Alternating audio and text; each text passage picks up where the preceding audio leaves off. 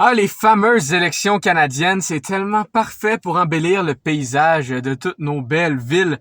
Déjà que le printemps fait passer des grabuges, qu'on n'a pas du tout de problème d'itinérance ni de pollution. C'est vraiment magnifique d'ajouter la forme la plus barbare de publicité, soit des pancartes sur les biens publics. Il me semble que j'ai pas voté pour ça, moi.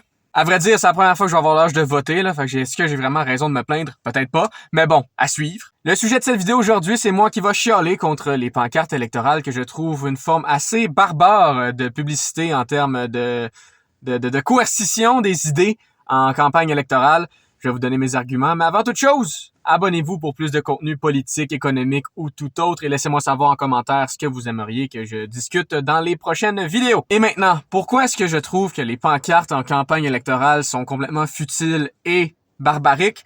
Eh bien, je vais y aller en 2-3 points.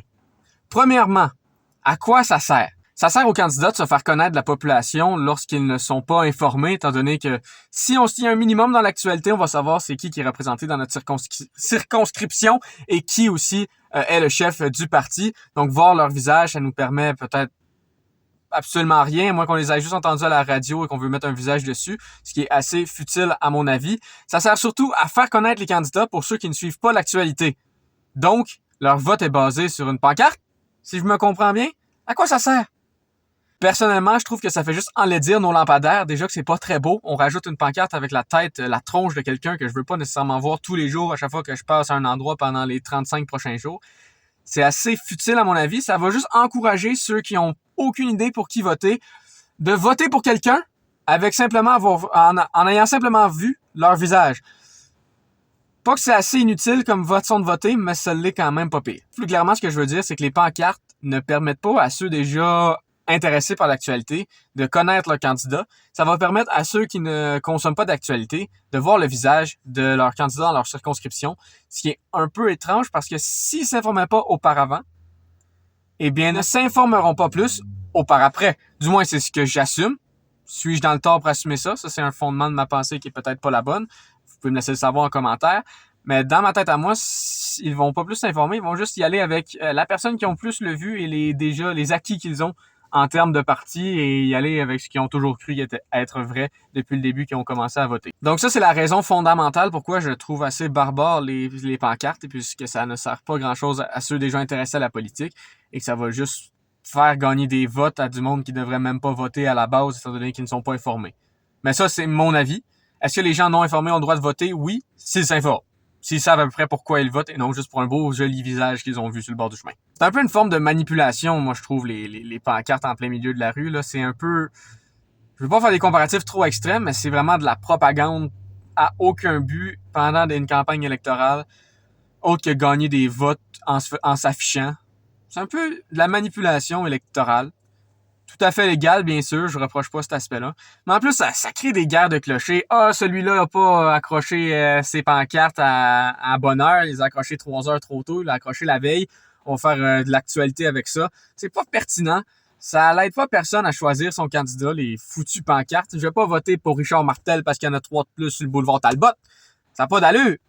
Mais bon, ça crée de l'actualité, ça fait couler de l'encre de s'ostiner sur des pancartes. Et en vérité, je suis en train de faire une vidéo là-dessus aussi, donc je suis peut-être partie du problème. Autre point, c'est aussi que c'est un gaspillage total de ressources. Là, je sais pas combien d'affiches dans le Canada au grand complet vont être placardées avant d'être jetées dans les poubelles ou le recyclage. Combien d'heures de bénévoles qui pourraient être dans les banques alimentaires en train de faire d'autres choses qui vont être utilisées. Genre, je veux bien supporter son parti, mais est-ce que c'est vraiment les pancartes qui changent la donne? Peut-être que oui, parce que le monde se font manipuler, mais si c'est vraiment ça qui fait gagner les élections, je suis assez déçu de la démocratie. C'est juste s'afficher son visage, ça nous fait gagner. Juste se battre pour être plus connu, ça nous fait gagner, au lieu d'être une personne qui a déjà un certain prestige et qui est déjà capable de, par les médias traditionnels, de se faire connaître. Si on a besoin de s'afficher le visage pour gagner des élections, je trouve que c'est un petit peu triste. C'est juste triste. Voilà, c'est barbare, c'est triste. J'avais probablement plein d'autres arguments, mais je veux pas que la vidéo s'éternise non plus. J'ai l'impression que je me répète beaucoup. Je veux pas que ce soit trop dérangeant non plus. Salut, c'est Malcolm du futur en train de faire le montage et après avoir enregistré la vidéo, je suis allé voir sur internet quelques autres opinions que la mienne, mais ça revenait souvent du pareil au même, que ce soit de la pollution visuelle et de la pollution tout court. Et ils proposaient ça de déplacer vers les réseaux sociaux tout ce qui est campagne publicitaire pour les élections, ce qui est déjà le cas, donc je sais pas si vraiment ça se ferait de tout remplacer par seulement la plateforme numérique, mais peut-être que si on inonde le numérique de campagne électorale, peut-être qu'il y a plus de personnes qui vont débarquer des réseaux sociaux. Donc peut-être que ce serait un net positif. Non? Ok, bon, bref, on retourne à la conclusion. Merci. Bref, voilà ce que je pense des pancartes électorales. Laissez-moi savoir en commentaire si je suis totalement dans le champ gauche, dans le champ droit, en plein dans le milieu. Je veux savoir aussi votre opinion. Mon but avec cette chaîne, encore une fois, c'est de créer des discussions. Donc, que pensez-vous des pancartes électorales et que pensez-vous pour ma prochaine vidéo? Laissez-moi savoir en commentaire. Mettez un like, on s'abonne et j'ai des articles à aller écrire et des cours à aller suivre. Fait qu'on se revoit un peu plus tard dans 2 jours. Salut!